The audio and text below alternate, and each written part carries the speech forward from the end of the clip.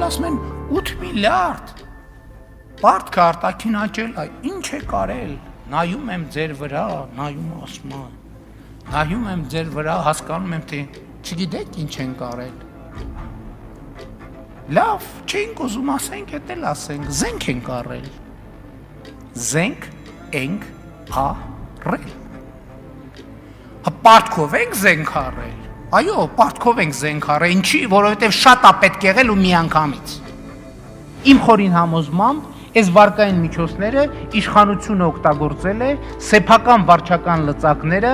կեղծարար համակարգը, ընդհանրապես այդ իշխանության պահպանման հայտնի կառուցվածքը ամրապնդելու եւ գործարկելու համար։ Ինչ են կարել, բայց չգիտեք, որ կովիդ է եղել։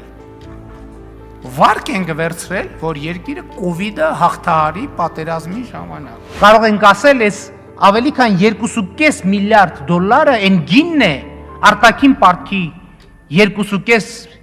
միլիարդ դոլարի աճը այն գինն է, որ Հայաստանի իշխանությունները վճարել են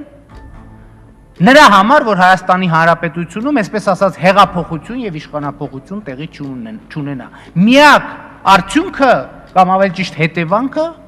պետք է համարել հենց սա։ Բայց խնդրեմն այն է,